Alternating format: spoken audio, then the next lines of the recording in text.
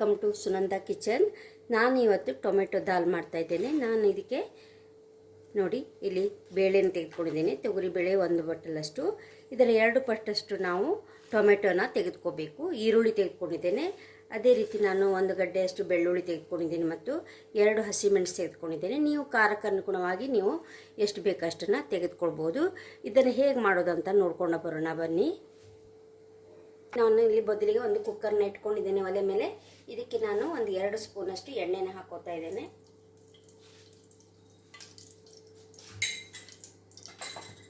ಎಣ್ಣೆ ಬಿಸಿ ಆದಮೇಲೆ ನಾವು ಸಾಸಿವೆನ ಹಾಕೋಬೇಕು.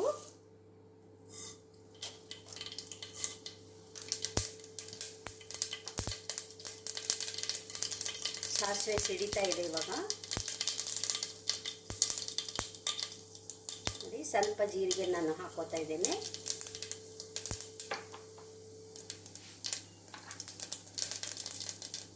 ಅದಕ್ಕೆ ನಾನು ಕಟ್ ಮಾಡಿ ಇಟ್ಕೊಂಡಿರುವಂಥ ಈರುಳ್ಳಿನ ಹಾಕ್ತಾ ಇದ್ದೇನೆ.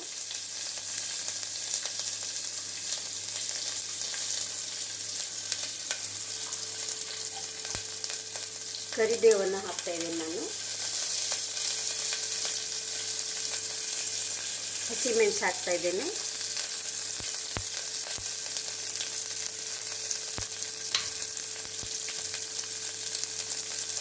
ಅದೇ ರೀತಿ ನಾನು ಬೆಳ್ಳುಳ್ಳಿನ ಕೂಡ ನಾನು ಈ ಸಮಯದಲ್ಲಿ ಹಾಕೋತಾ ಇದ್ದೇನೆ.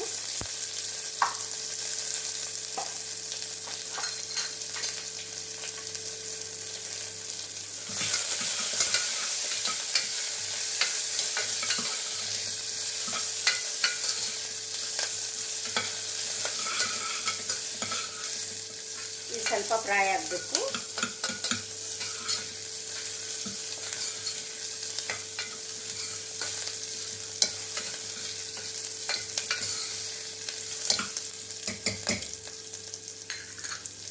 ನೋಡಿ, ಈ ಸಮಯದಲ್ಲಿ ನಾನು ಕಟ್ ಮಾಡಿ ಇಟ್ಕೊಂಡಿರುವಂಥ ಟೊಮೆಟೊನ ಹಾಕ್ತಾ ಇದ್ದೇನೆ.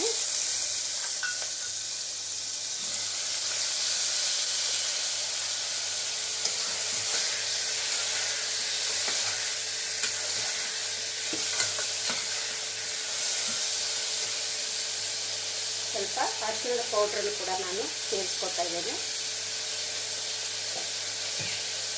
1 ಸ್ಪೂನಷ್ಟು ಧನಿಯಾ ಪೌಡ್ರ್ ಹಾಕೋತಾ ಇದ್ದೀನಿ ನಾನು ಇದಕ್ಕೆ.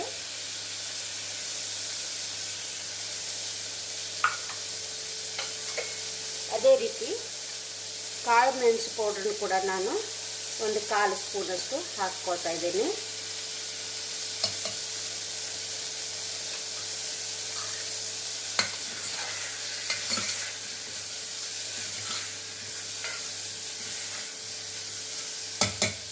ಇವಾಗ ನಾವು ಬೇಳೆಯನ್ನು ಹಾಕ್ಕೋಬೇಕು. ನಾನು ಇದನ್ನು ತೊಳೆದಿಟ್ಕೊಂಡಿದ್ದೆ. ಈ ಬೇಳೆಯನ್ನು ನಾನು ಇವಾಗ ಹಾಕ್ಕೊಳ್ತಾ ಇದ್ದೇನೆ.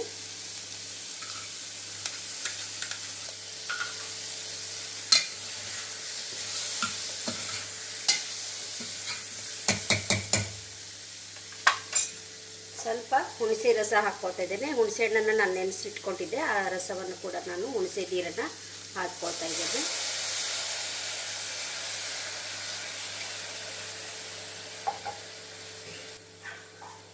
ಈಗ ಬೇಳೆ ಬೇಯೋದಕ್ಕೆ ನಮಗೆ ಎಷ್ಟು ನೀರು ಬೇಕೋ ಅಷ್ಟನ್ನು ನಾವು ಹಾಕೊಳ್ಳೋಣ. 1 ಕಪ್ ಹಾಕ್ಕೊಂಡಿದ್ವಲ್ಲ, ಇದಕ್ಕೆ ನಾನು 2 ಕಪ್ ಅಷ್ಟು ನೀರನ್ನು ಹಾಕ್ಕೊಳ್ತಾ ಇದ್ದೇನೆ.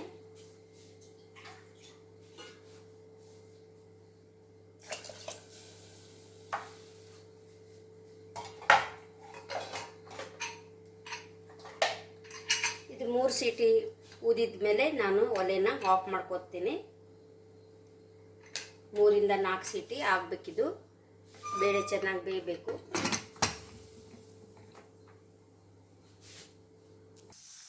ನೋಡಿ, ಇವಾಗ 4 ಸೀಟಿ ಆಗಿದೆ. ಒಲೆನ ನಾನು ಆಫ್ ಮಾಡ್ಕೊತಾ ಇದ್ದೀನಿ.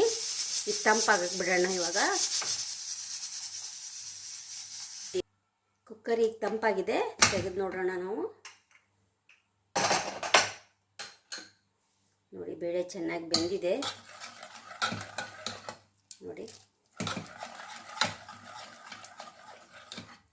ಚೆನ್ನಾಗಿ ಬೆಂದಿದೆ ಬೇಳೆ. ನಾನು ಸ್ವಲ್ಪ ಅಚ್ಚ ಖಾರದ ಪೌಡ್ರನ್ನ ನಾನು ಇದಕ್ಕೆ ಹಾಕ್ತಾ ಇದ್ದೇನೆ. ನೋಡಿ ಹಾಕ್ಕೊಳ್ಳಿ.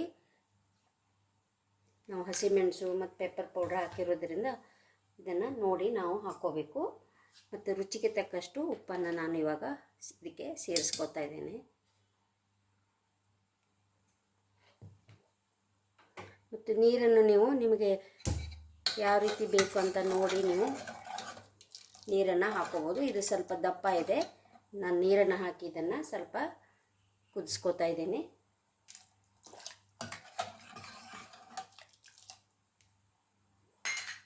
ಇದು ಒಂದೆರಡು ಕುದಿ ಬಂದ ಮೇಲೆ ನಾವು ಇದನ್ನು ಒಲೆನ ಆಫ್ ಮಾಡ್ಕೊಳ್ಳೋಣ. ಇವಾಗ ಇದು ಕುದಿಬೇಕು. ಇದು ಚೆನ್ನಾಗಿ ಕುದೀತಾ ಇದೆ. ಇವಾಗ ನಾನು ಸ್ವಲ್ಪ ಕೊತ್ತಂಬರಿ ಸೊಪ್ಪನ್ನು ಇದಕ್ಕೆ ಹಾಕ್ಕೋತಾ ಇದ್ದೇನೆ. ಈಗ ನಾನು ಒಲೆನ ಆಫ್ ಮಾಡ್ಕೋತಾ ಇದ್ದೇನೆ. ಇದನ್ನು ನಾನು ನಿಮಗೆ ಸರ್ವ್ ಮಾಡಿ ತೋರಿಸ್ತೀನಿ. ಟೊಮೆಟೊ ದಾಲ್ ರೆಡಿಯಾಗಿದೆ. ಬಿಸಿ ಬಿಸಿಯಾದ ಟೊಮೆಟೊ ದಾಲ್ ತುಂಬ ರುಚಿಯಾಗಿದೆ, ಚೆನ್ನಾಗಿದೆ. ಇದು ನೋಡಿ, ಬಿಸಿ ಬಿಸಿ ಅನ್ನದ ಜೊತೆ ತುಂಬ ಚೆನ್ನಾಗಿರುತ್ತೆ.